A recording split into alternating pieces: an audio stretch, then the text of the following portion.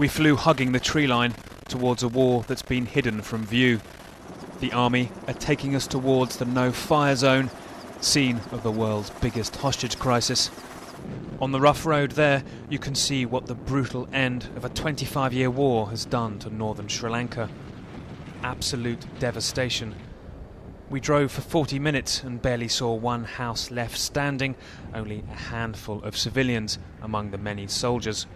We don't know whether this was done by the Tamil Tigers when they retreated or the army as it advanced, but no one lives here in this Tamil area or will do for some time.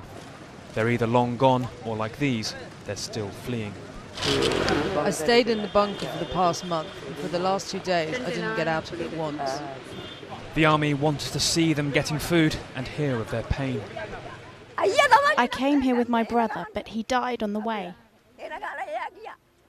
And these are the ones they sped past, squatting by the side of the road, living on or under leaves, emaciated, fallen.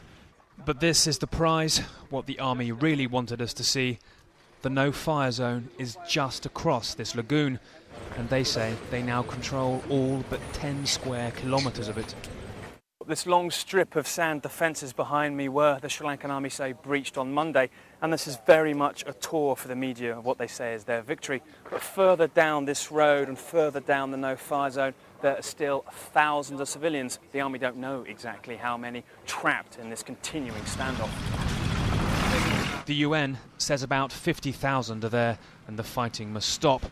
The army says it's well under 20,000 and only fighting can set them free.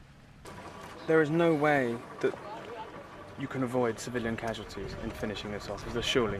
You must accept there will be a civilian cost in the final stages of this. I don't say there are no civilian casualties. There can be civilian casualties, but then we are trying all possible avenues to minimize civilian casualties. That's how we have conducted.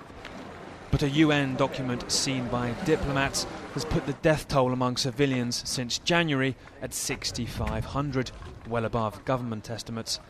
And here, strewn across the sand, are the remnants of the thousands the army says fled earlier in the week. But only now they're long gone are we let near the family memorabilia, the clothes they abandoned as they ran for their lives. But the standoff's not finished yet. We heard a total of 6 distant thuds, explosions. In the past week, the army's been accused of shelling the no-fire zone, but says the only shells being fired now are by the few remaining Tamil Tiger gunmen. So that could be the Tigers firing towards? Maybe. The morning they were firing. It sounded like artillery, didn't it? Let's be honest. No, but this was basically, I was told between 1 and 2 we will be doing some explosions on the mines captured.